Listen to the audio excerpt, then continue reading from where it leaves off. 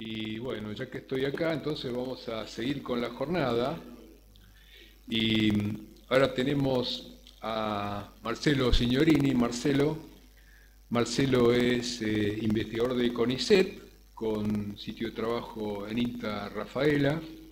Ya ha estado con nosotros en algunas otras oportunidades. Y bueno, es un gusto tenerte acá, Marcelo, así que no tenemos cargada la presentación, me parece. Bueno, a ver, yo voy a Dale. lo dejo en tu mano. Perfecto, muchas gracias. Mientras se pone la presentación, una aclaración. Semmelweis se murió antes de que le reconocieran el trabajo y de septicemia.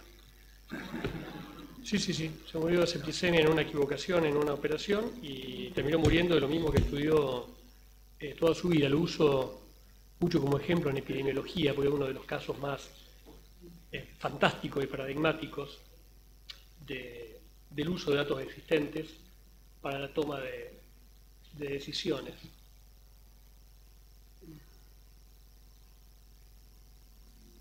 Bueno, y estas cosas son las que suceden en estos momentos, donde la presentación que uno está buscando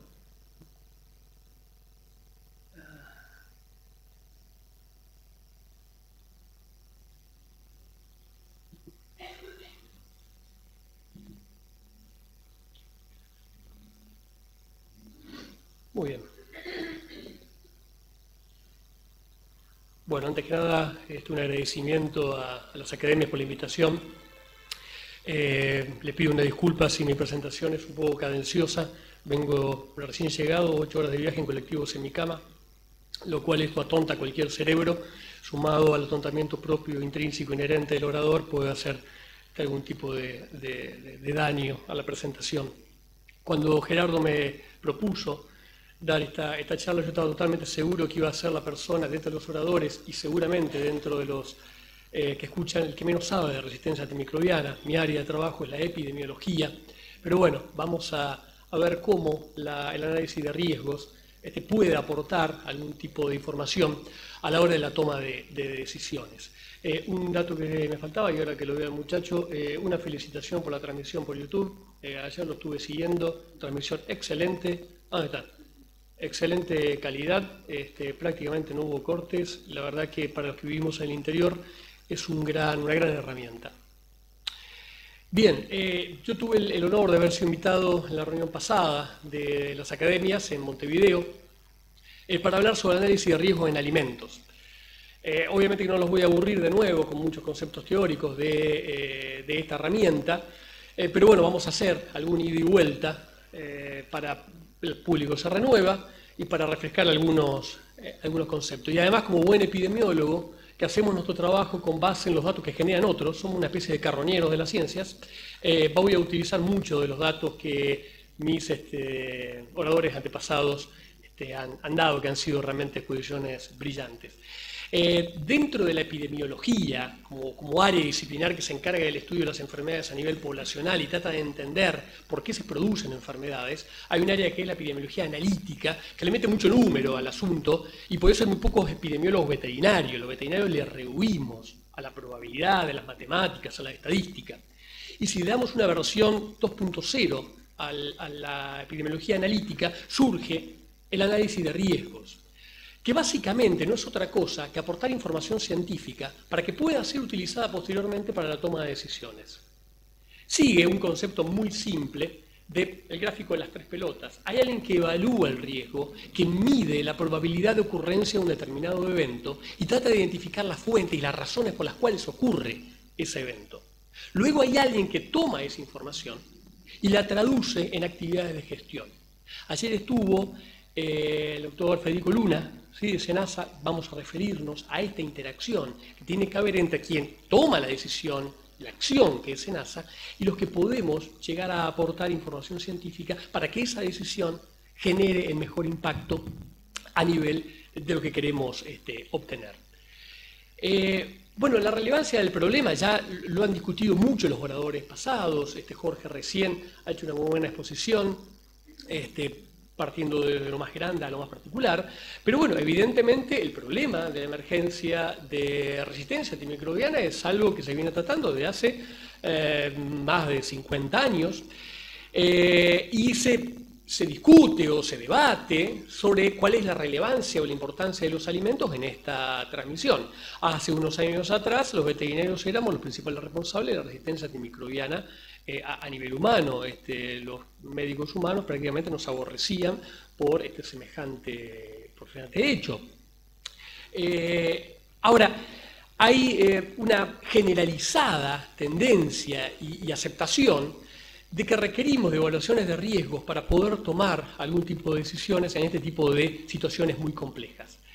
Motivo de eso, congratulo que la OMS y la OIE comiencen a unirse y a trabajar en conjunto en situaciones que los atañen a los dos.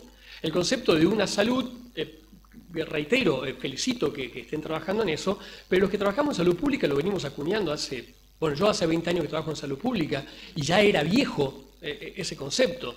Sí, debe ser 30, 40 años que los que trabajamos en salud pública veterinaria venimos exigiendo esta comunicación entre los veterinarios, la producción de alimentos y la salud humana. Tratar de ver la salud humana como un compartimento estanco separado de lo que se hace en producción animal es totalmente una insanía desde el punto de vista de los procesos.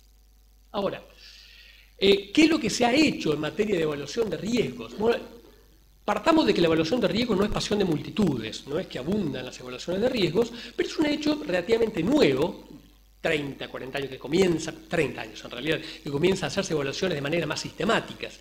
Pero cuando uno busca evaluaciones de riesgos hechas para evaluar el impacto de microorganismos resistentes a antimicrobianos, ese número se reduce a menos de una veintena. Hice una búsqueda bibliográfica en los principales buscadores de revistas científicas y no encontré más de 20 con todas las de las leyes, ¿no? Una evaluación de riesgo con todo lo que tiene que tener. Hay mucho que aparece en el título, evaluación de riesgo, y cuando uno mira de evaluación de riesgos solamente tiene eso, el risk assessment del título, y después de ahí en más no hay una consecución metodológica. ¿Por qué se hace esto? Bueno, porque muchas veces lo que se hace es considerar la evaluación de riesgos microbiológicos derivado de un organismo que adquirió una resistencia antimicrobiana como una subpoblación, como una subparte, la subdivisión de una evaluación de riesgos más general.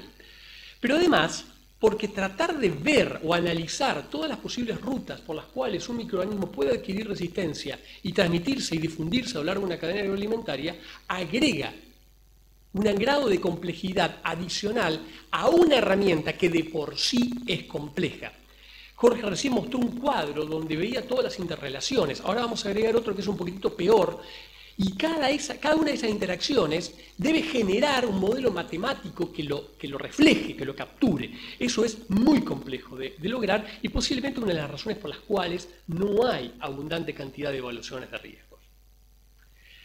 Bien, un principio directriz de la evaluación de riesgos es que uno va a generar un modelo matemático. Lo que va a hacer es abstraerse de un modelo biológico y lo va a poner en números.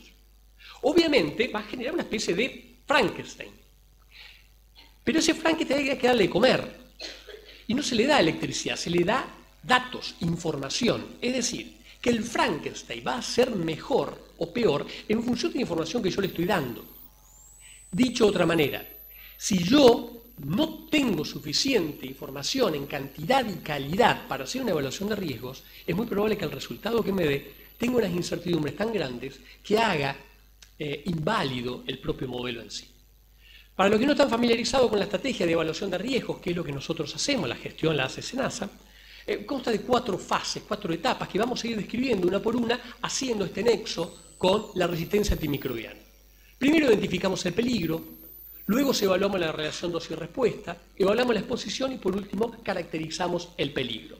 ¿Cuál es el objetivo general de las evaluaciones de riesgos destinadas a evaluar microorganismos que adquirieron resistencia? Bueno, fundamentalmente poder calcular cuál es la probabilidad de que una persona se infecte, tenga una infección por un microorganismo resistente a un antimicrobiano y que esa resistencia la adquirió desde producción primaria, o ya vamos a ver de dónde, y difundió a lo largo de toda la cadena y llegó vía alimento al consumidor.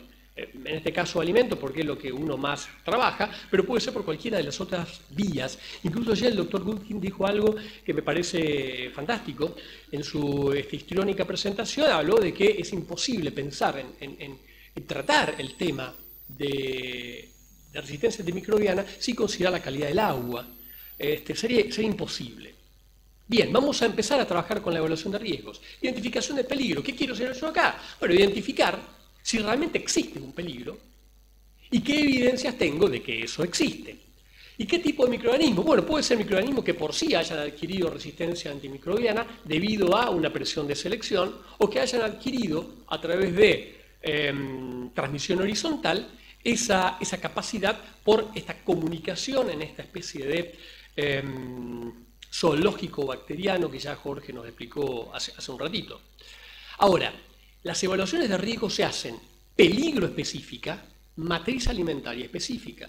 Y en este caso le agregamos otra especificidad más, que es microorganismo resistente a un antibiótico en particular, derivado de un alimento en particular. Y esto nos lleva a la necesidad de priorizar. No podemos abarcar ni todos los microorganismos, ni todos los alimentos, ni todas las potenciales resistencias. Tenemos que priorizar.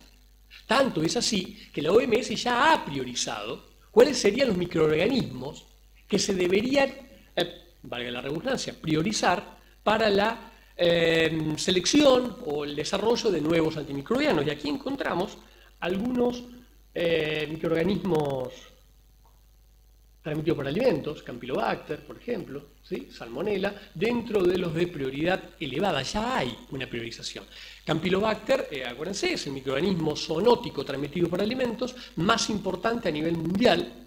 En Argentina las evidencias que hay es que apoyan esta dinámica y probablemente sea el gran peligro zoonótico. Bueno, ¿con qué información contamos con respecto a la priorización?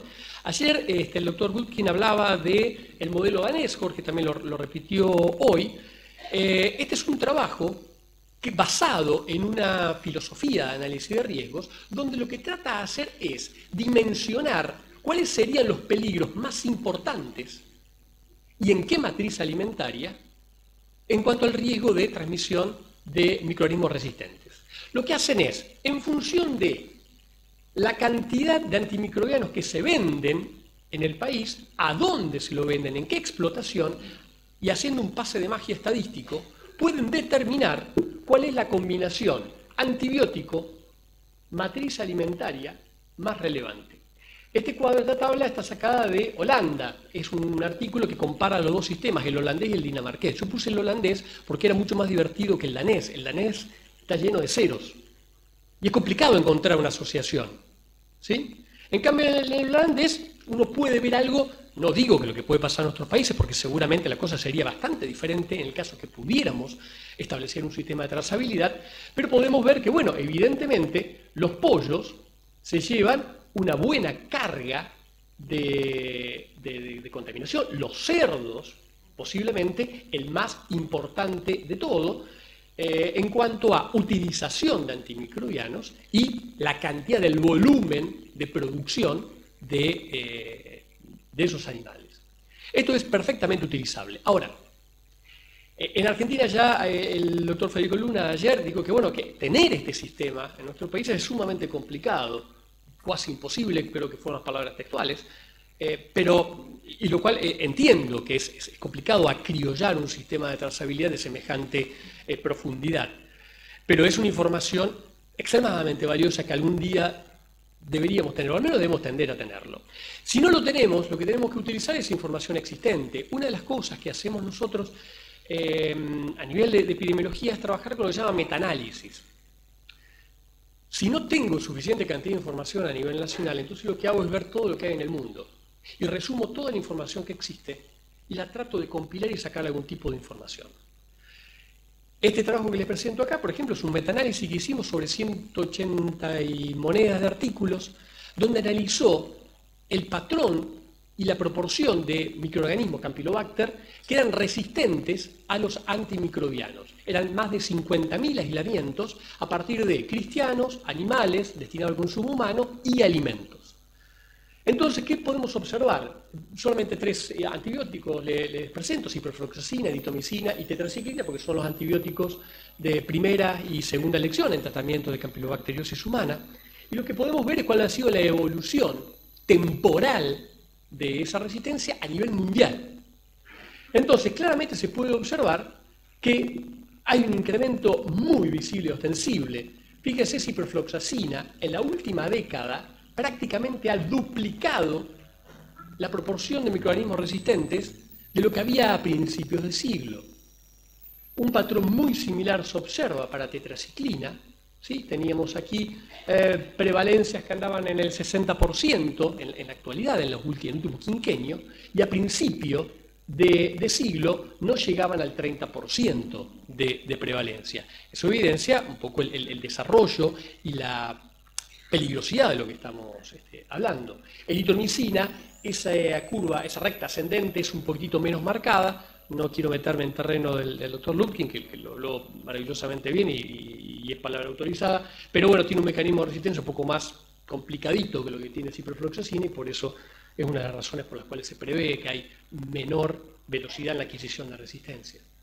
Si hacemos el mismo análisis, pero ahora lo que vemos es cómo varía la proporción de aislamientos resistentes a estos 3 antimicrobianos en función de el origen, la matriz a partir de la cual se obtuvo el aislamiento, lo que podemos ver es que, por ejemplo, para ciprofloxacina, los reyes son los porcinos, aves, ¿sí?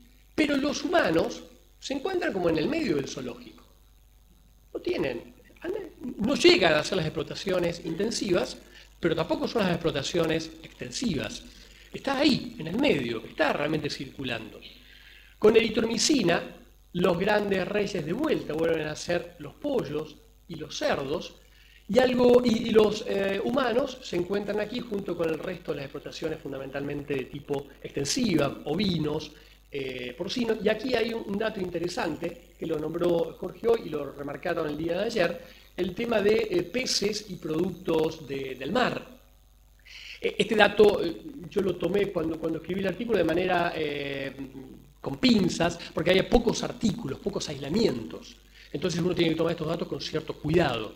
Pero evidentemente es una fuente alimenticia de riesgo. Y con tetraciclina exactamente lo mismo. Todas las producciones de origen aviar son los que tienen mayor tendencia a la resistencia. El doctor Sánchez Bruni, brillante en la presentación de ayer, me pareció fantástica. Él nombraba la presión de selección que hay en ese tipo de explotaciones, pero también hablaba de las explotaciones bovinas. Y por ejemplo, acá no se los muestro, pero si uno puede disgregar la información que sale de bovinos, el patrón de resistencia de bovinos, y logra separar los aislamientos que vienen de bovinos criados de manera extensiva versus de manera intensiva, lo que observa es que la prevalencia de Campylobacter en las explotaciones intensivas se acerca más a lo que es un pollo o un porcino, y la resistencia, la proporción de resistencia también se acerca. No llega a ser la de los pollos, que es un reservorio natural de Campylobacter, pero se acerca bastante. Es decir, evidentemente, al menos en este tipo de microorganismos, la alta tasa de densidad de contacto más la presión de selección por la necesidad de tratamientos metafilácticos hace que las explotaciones de bovinos intensivas se asemejen más a las de porcinos y aves que a sus paralelo extensivo bovino u ovino. Luego viene la parte interesante, que es la evaluación de riesgo. Acá lo que yo quiero saber es cómo difunde este microorganismo a lo largo de un proceso, a lo largo de una cadena agroalimentaria, en este caso. La OMS, la OIE, muestran este tipo de gráficos, donde uno lo que dice es, bueno, yo parto de la producción primaria y voy siguiendo cómo varía la prevalencia y la carga de estos microorganismos resistentes a lo largo de toda la cadena hasta que llega al consumidor. Visto de esa manera resulta bastante simple. Entonces yo puedo modelar cómo sería la evaluación de riesgos de una cadena cárnica aviar. Yo puedo partir de producción primaria, esto es gallinas madres, va a la incubadora, va el pollito al galpón, ahí hacen todos sus intercambios de bacterias, luego va al frigorífico, punto de venta final y llega al consumidor. Ahora, verlo de esta manera, después de lo que comentó recién Jorge y de todo lo que hablamos el día de ayer, sería bastante reduccionista y simplista. La cosa no es tan así. Puede funcionar, funciona de hecho, cuando uno quiere evaluar un microorganismo en general, pero cuando trata de resistencia antimicrobiana es más parecido a esto. En el cuadro central estamos viendo lo mismo que veíamos en la diapositiva anterior: producción primaria, carne, productos cárnicos, alimentos destinados al consumo humano. Pero en diferentes puntos hay loops, hay como retroalimentaciones dentro de sí mismo. Pero además, lo que ocurre es que hay una especie de ambiente antropológico, un ambiente humano, donde el animal en producción primaria interactúa con el trabajador e interactúa con el veterinario, de manera que entre ellos también se van intercambiando microorganismos. Pero además, el animal, cualquier animal, consume alimentos. Muchos de esos alimentos pueden ser plantas, pueden ser vegetales, puede ser una pastura, puede ser un alimento balanceado, puede ser un grano, un cereal. Se produjeron en algún lado. Y en ese lugar donde se produjeron, probablemente había vertidos de líquidos residuales. Vamos a ver un poquito más adelante algún caso particular de lo que es el vertido de aguas residuales de los tambos de las explotaciones lecheras, y eso también es una circulación de este microorganismo. Entonces tenemos que considerar, además de esta ruta principal, de este ambiente humano, un ambiente, digamos, un medio ambiente en términos generales, y ese mismo efluente que se puede vertir directamente a los campos, también puede contaminar el agua, y a partir de ahí llegar al animal. Es decir, el modelo anterior era un modelo simple, y si bien en la evaluación de riesgo uno tiene que abstraerse para ganar en simplicidad, era demasiado simple, y los modelos reales deberían ajustarse más a cosas como esta. Ahora, yo les dije antes, y me retomo a una de las primeras presentaciones, que para que esto tenga vida hay que darle de comer. ¿Y qué se le da de comer? Información. Entonces le voy a presentar dos láminas, no con la intención de repasar una por una porque es extremadamente tedioso, pero se requiere una gran cantidad de información, un volumen de información enorme. Entonces fijémonos solamente en los primeros tres. Debemos saber cuánto se vende, a dónde se vende, en qué categoría animal se vende, por qué vía de administración, con qué frecuencia se aplican, qué enfermedades. Ya al no tener un sistema de trazabilidad nos está evitando todo ese tipo de informaciones que es vital para poder realizar este tipo de evaluaciones. Y seguimos con otro tipo de datos que se requieren, no los vamos a repasar, pero muchos datos de los cuales no tenemos información certera. ¿Qué tenemos? Bueno, lo que muchos centros de investigación, universidades, investigación del CONICET, el mismo INTA, lo mismo debe pasar en Uruguay, generamos datos sobre muestreos que realizamos en alguna producción en particular, aislamos algún microorganismo en particular, a mí me gusta Campylobacter, pero puede mostrar cualquiera, Salmonella, Escherichia coli, Gerardo va a mostrar Escherichia coli 157 o todas las STEC porque es lo que le gusta, y cada quien buscará lo que le interesa.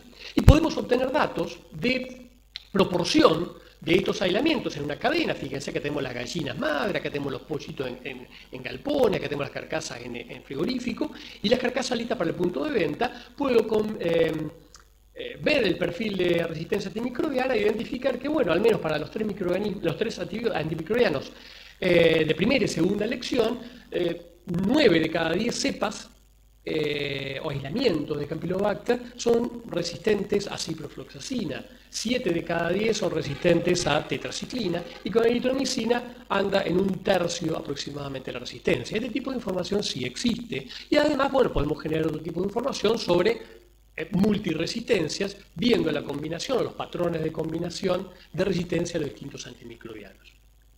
Acá retomo con la presentación del doctor Luna de ayer, no sé si se encuentra aquí. ¿Sí? ¿Está el doctor Luna? Bueno, yo lo que pensaba mientras lo escuchaba, me congratulo de que exista un sistema de monitoreo buscando resistencia y que permita ver a largo plazo qué es lo que va pasando. Me parece fantástico.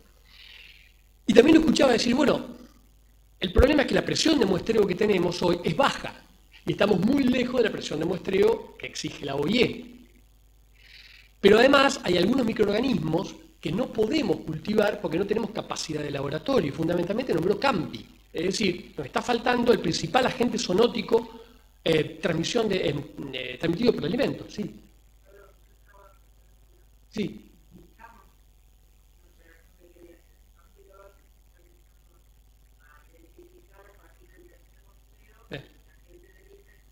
Ahí voy.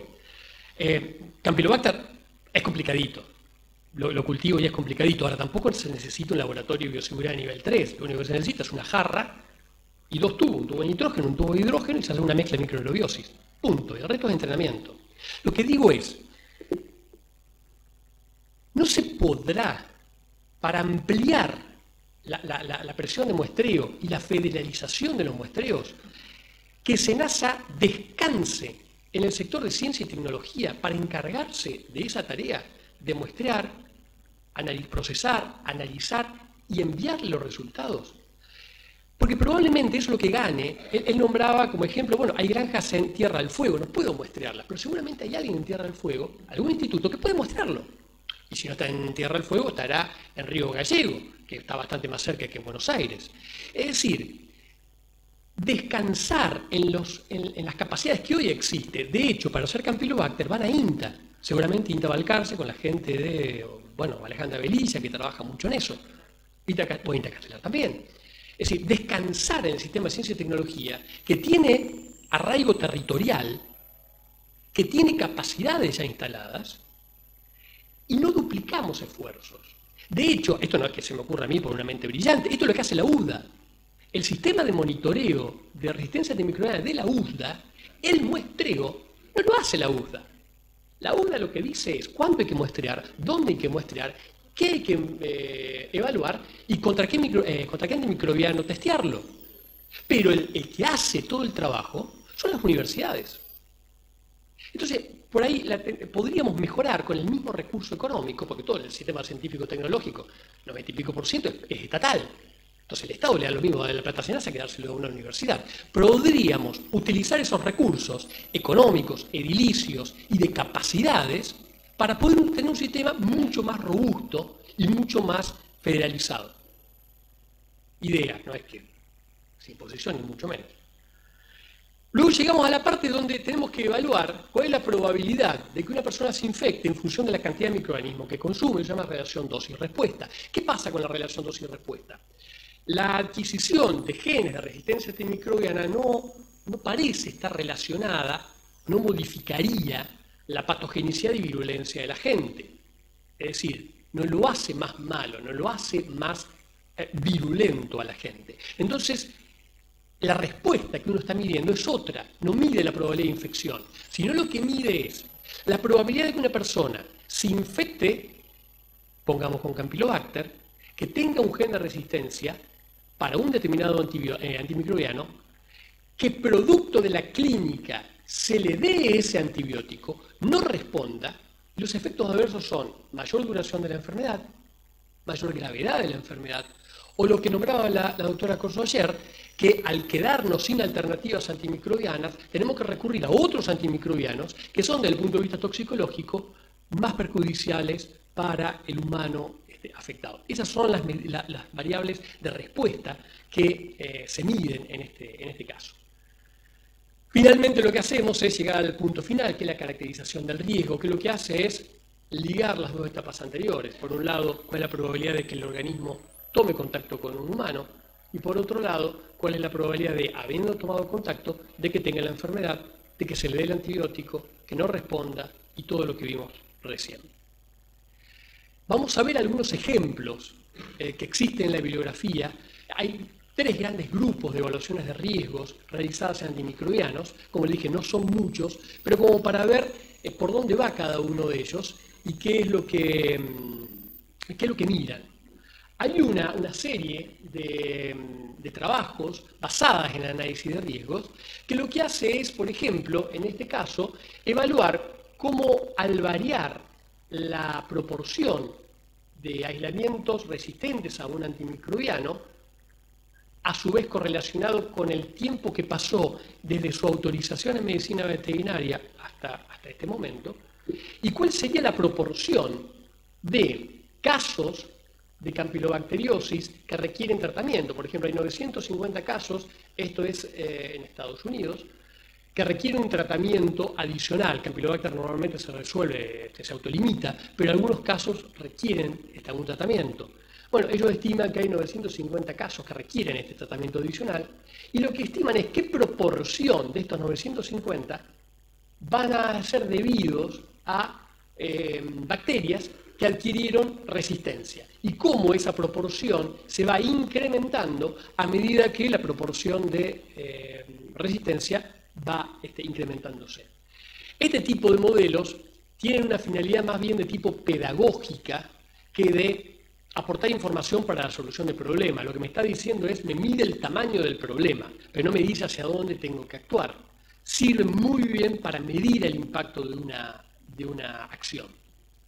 Después hay otros que también se basan en evaluación de tipo semi-cuantitativa, que lo que dicen es, a ver, es muy complicado evaluar toda la complejidad de las enfermedades causadas por microorganismos resistentes a los antimicrobianos. Entonces lo que digo es, voy al menos a identificar sobre qué especie animal, sobre qué alimento, sobre qué matriz alimentaria tengo que poner foco, porque ahí tengo los mayores problemas. Entonces lo que hacen es combinar distintos tipos de carne, por ejemplo, ¿sí? Pollo, cerdo, bovino, presentados de distinta manera, vendidos congelados, vendidos frescos o con algún tipo de procesamiento en el medio, y lo que hacen es ponderar el riesgo, de una manera, con una escala ordinal, ponderan el riesgo, y terminan resolviendo que, bueno, lo más importante de todo son los pollos y los cerdos, que capturan la mayor parte de toda la problemática existente. ¿Me ayuda a resolver problemas? Bueno, no sé si tanto, pero al menos sí me indica a dónde tengo que poner la atención y todos los recursos para poder lograr los mejores resultados. Y hay otro tipo de evaluaciones, que estas sí son mucho más complejas, y hay bastantes publicaciones nuevas que lo que hacen es, ¿se acuerdan? Este es el gráfico completo, las interacciones de resistencia en el ambiente, tanto en la cadena agroalimentaria como en el ambiente antropológico y el ambiente, y hay mucha gente que se dedica a evaluar esto, cómo difunden las bacterias resistentes a antimicrobianos en este ambiente. Y lo que miden es, Jorge lo nombraba hoy, de que, bueno, que hay ciertos ríos que reciben las descargas de las industrias farmacológicas y que uno podría comerse una cucharita como receta para curarse una angina. Y la verdad que es bastante así. Y lo que estos muchachos hacen es evaluar cuál es la concentración de antimicrobianos o de principios activos con poder antimicrobiano en el suelo, producto de descargas de líquidos residuales. En la zona donde yo vengo, en la zona de Rafaela, una cuenca lechera, la más importante del país, y cada vez se está intensificando más la producción y están yendo hacia establecimientos confinados. Eso lo que significa es que lo que los animales antes hacían en 200 hectáreas, ahora lo hacen en 1 o 2 hectáreas. Por lo tanto, toda esa materia fecal hay que descargarla a algún lado. Y además, los tambos cada vez son más grandes y generan mayor cantidad de volúmenes de agua residual, que también se trata. Pero llega un momento que la pileta no da más y hay que sacarla de ahí y tirarla a algún lado. Y se está trabajando sobre el uso de esos residuos, tanto en materia fecal como de aguas residuales en los tambos, para usarlo con fines de fertilización en campos de uso agrícola o de uso pecuario. Pero las investigaciones están fundamentalmente centradas en el valor agronómico, en el valor como fertilizante que tiene eso, descuidando algunos aspectos biológicos que, con un uso continuado en el tiempo, en grandes volúmenes, podrían llegar a tener problemas que estos muchachos en Alemania habían detectado. Otro caso es el de la provincia de Entre Ríos, que tiene una gran densidad de feedlot. El nombre Entre Ríos no le hace honor a la provincia, porque Entre Ríos debería llamarse Dentro Ríos, ¿no? Son como que toda una provincia cruzada por ríos, con muchos desniveles. Si hay feedlot, donde hay una gran densidad de animales, una pendiente que descarga hacia canales, arroyos, ríos, eso es una fabulosa diseminación de microorganismos a los cursos acuáticos y posteriormente el consumo hacia los humanos. Y finalmente, cuando yo empecé a trabajar medianamente serio en esto, allá por principio de la década del siglo, me llamó la atención a la hora de leer artículos sobre evaluación de riesgos que en el caso de resistencia antimicrobiana se producía una interesante discusión. Y me interesó por dos razones. Primero, porque en el área de la probabilidad, de la estadística, que se generan debates, es toda una novedad. Nadie va a debatir el T-Student, el chi cuadrado, son cosas que medio aburrido como ciencia. No es estática, pero tampoco es una ciencia hiperdinámica. Pero lo que ocurría era lo siguiente, se discutía muy duramente, se mataban, pero todo con artículos científicos, con bases, con notas de editores, divino. ¿Y cuál era la teoría? La OMS había sacado su consejo de que se vayan reduciendo el uso de antimicrobianos destinados a la producción animal, fundamentalmente, como comentaba Jorge recién, como uso de promotor del crecimiento. Y hacía evaluaciones de riesgos de qué tan bueno sería en la vida si dejáramos de usarlos. Y había un grupo, en realidad era un binomio, era un solo grupo con dos personas, que lo que decía era, está todo fantástico, vamos a reducir y vamos a ver cuál es el beneficio de esa medida en términos de menor cantidad de aislamiento resistente a los antimicrobianos producto de haber dejado de usarlos. Ahora, no nos olvidemos que si dejamos de usarlo, eso puede generar efectos adversos sobre la sanidad animal, que es lo que mostró Jorge hoy. Es decir, si yo dejo de usar estos agentes, aún como promotor del crecimiento, se me va a desatar un problema de sanidad animal. Ellos hacían varios ejemplos, uno de ellos era la aerosaculitis en los pollos, que es una enfermedad bastante común, que no ocurre cuando se da de manera casi que profiláctica algún antimicrobiano. Si se deja de usar, lo que va a empezar es que va a haber mayor cantidad de casos de aerosaculitis, o como decía ayer Sánchez Bruni, de que si no aplicamos este antimicrobiano de manera metafiláctica al menos, el 60% de la población de bovinos se muere en filot. Pero, ¿cuál es el problema de la aerosaculitis? Que además de la aerosaculitis, que requiere un tratamiento terapéutico, lo cual estamos compensando lo anterior, cuanto más problemas sanitarios tiene esa ave, mayor es la probabilidad de que tenga contaminación por agentes zoonóticos, que no le hace nada al pollo. El pollo anda muy contento con su Campylobacter en el intestino, no le hace ningún tipo de mella, pero sí es menos sensible y el Campylobacter invade más su intestino. Entonces, tenemos un efecto positivo con menor presión de selección de bacterias resistentes, pero por otro lado tenemos una mayor exposición a otros agentes zoonóticos que no estamos mirando. ¿A qué voy con esto? Más allá de tener una u otra posición. Cada vez que se toma una decisión de manejo, lo que hay que evaluar es cuál es el beneficio directo de esa medida y también las posibles consecuencias negativas que pudieran surgir. En este tipo de actividades, la evaluación de riesgos aporta esta información valiosa y puede ser de utilidad a la hora de dimensionar a largo plazo qué es lo que puede pasar con una medida. Nuevamente, muchísimas gracias por la invitación, espero haber sido determinante.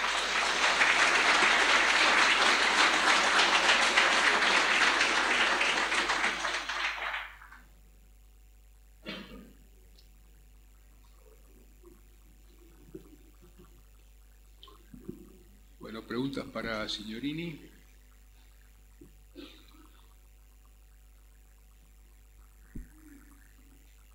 Ha sido demasiado claro, Signorini. Sí, adelante.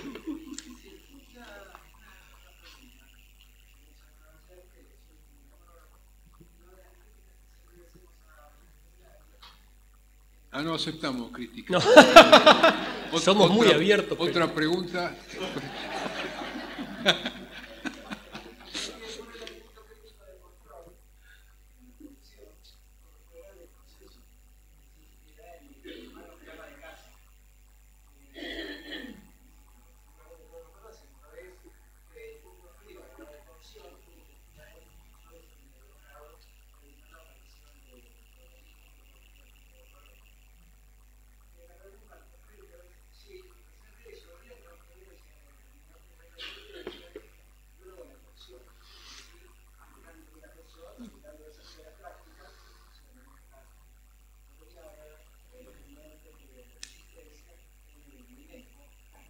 Bien.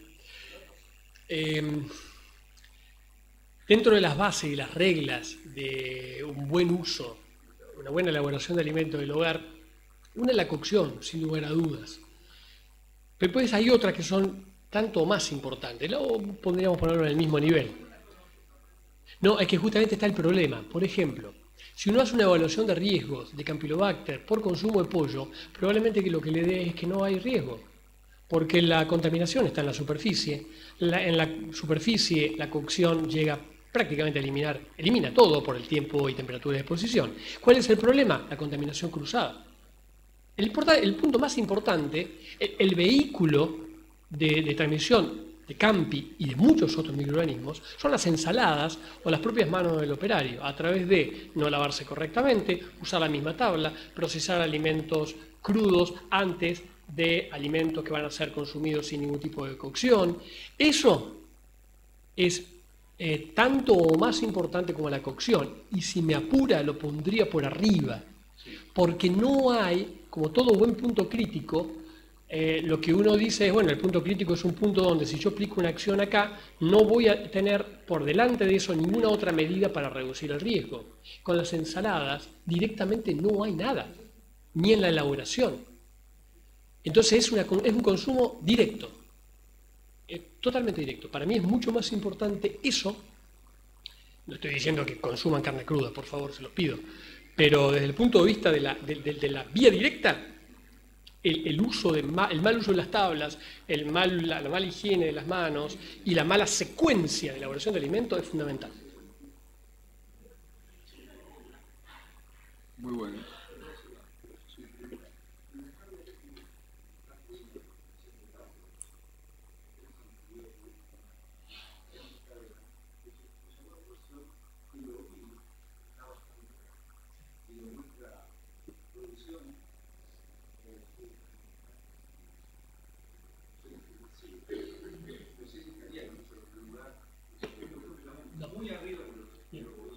Esto es un metaanálisis, entonces reducimos información de muchos lugares. Entonces, lo que hay es que hay muy pocos datos de ovinos de producciones completamente extensivas, excepto lo que hacen algunos australianos.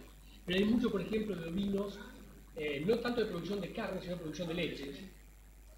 Entonces, de ovinos hay pocos estudios, hay una gran dispersión, justamente por esto, porque hay distintas producciones. No pudimos hacer con los ovinos lo mismo que hicimos con los bovinos, que era separar por tipo de producción, porque no nos daba el N. Pero excelente observación. Esa es la razón.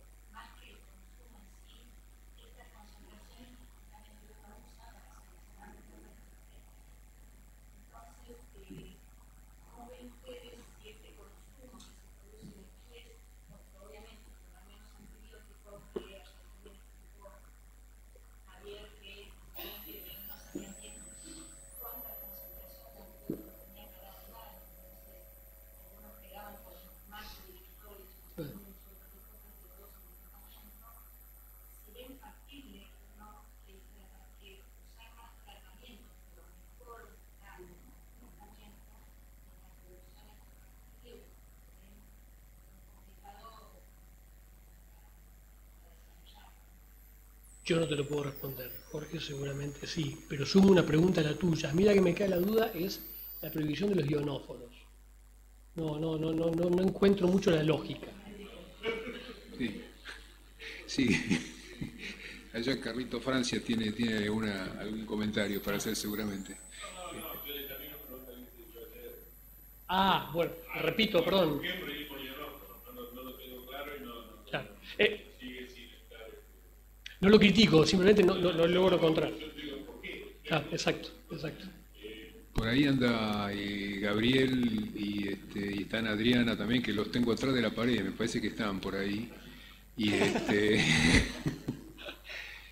ver qué opinan ustedes del tema de la capacidad que tiene un ionóforo, por ejemplo, un agente que tiene un mecanismo totalmente distinto a otros de proteger bacterias.